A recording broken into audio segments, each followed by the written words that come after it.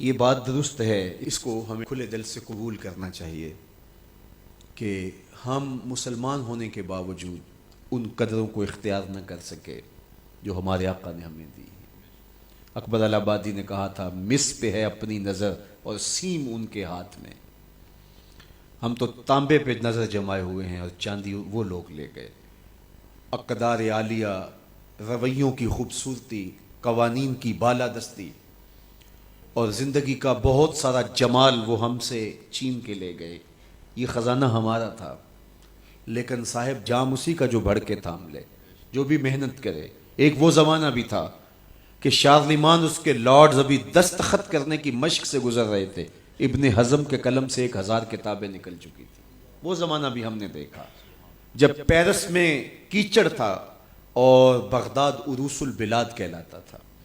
ہم نے وہ دور بھی دیکھا ہے جب وہ سواد آشنا بھی نہیں تھے، حرف آشنا بھی نہیں تھے، اور ہمارے منجم ستاروں پہ کمندے ڈالتے تھے. جب ہم محنت کرتے، خدائے زندہ زندوں کا خدا ہے، یہ اس کا اصول ہے، یہ اس کا ضابطہ ہے. لیکن جب ہم جو ہیں وہ پیچھے آ گئے تو انہوں نے آگے بڑھ کر جام تھام لیا. یہ بات میں ضرور کہوں گا، خیر کی قدریں جہاں بھی ہیں، کسی کفر کے معاشرے میں بھی ہیں، لیکن وہ پھوٹتی میرے حضور کے قدموں سے ہی ہیں.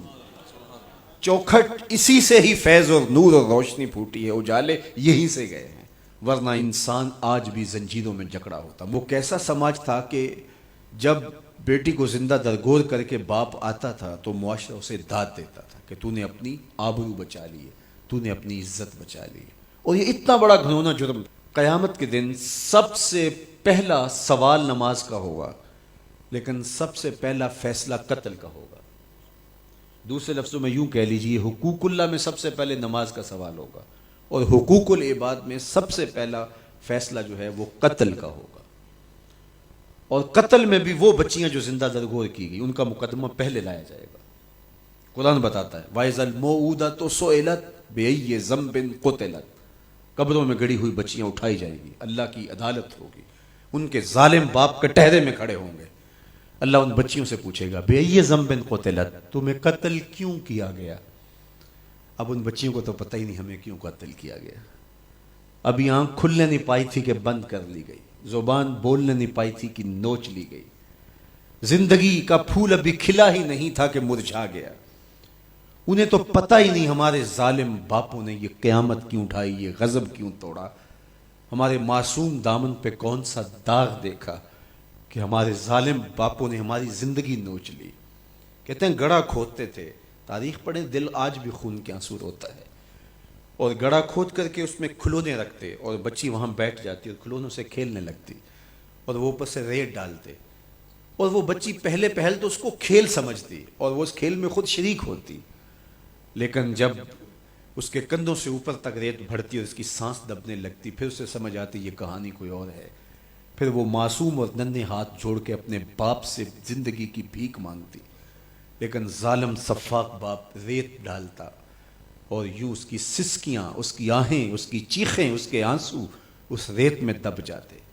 اور اس معصوم ننھی چڑیا کے لیے نہ کوئی موم بتیاں جلانے والے تھے، نہ کوئی اس کے لیے احتجاج کرنے والے تھے، اور نہ کوئی اس کی FIR کٹتی تھی.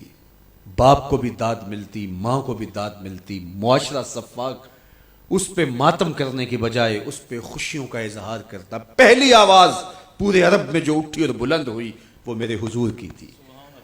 بیٹیوں کو قتل کرنے والوں سن لو، میری فاطمہ میرے جگر کا ٹکڑا ہے. یہ پہلی آواز تھی. یہ صرف کلمہ محبت ہی نہیں ہے، اس ظالمانہ سماج کے خلاف جو ہے وہ علم جہاد میرے حضور نے بلند کیا. میری بیٹی میرے جگر کا ٹکڑا ہے. اور کہا جو 2 بیٹیاں 2 بہنیں اللہ کی رضا کے لیے پروان چڑھائے اور ان کا نکاح کر دے، قیامت کے دن وہ یوں میرے نیڑے ہوگا جس طرح یہ 2 انگلیاں کری. یہ جب میرے حضور نے فرمایا، مجمع سے ایک شخص کھڑا ہو گیا. حضور کیا جس کی 2 بیٹیاں نہیں ہیں اس کو یہ اعزاز نہیں ملے گا؟ کسی بیچارے کی 2 بیٹیاں نہ ہو، 1 بیٹی ہو، تو کیا اس کو یہ اعزاز نہیں ملے گا کہ وہ آپ کا ساتھ پائے؟ حضور نے فرمایا اسے بھی ملے گا. لیکن میں آپ کو دعوت فکر دیتا ہوں کہ اس سوال کے پیچھے کی کیفیت دیکھیے. اس کی 1 بیٹی تھی، کہاں بیٹیاں زندہ درگور ہو رہی ہیں اور کہاں ایک بیٹی والا کہتا ہے کاش کہ میری بھی 2 بیٹی. یہ تھا لایا ہوا میرے حضور کا نظام. بیٹیوں والے فخر کرنے لگے کہ ہماری بیٹیاں، یہ ہماری بخشش کی ضمانت ہوگی. 2 بیٹیوں کا نکاح کر لو، بخشش کی ضمانت.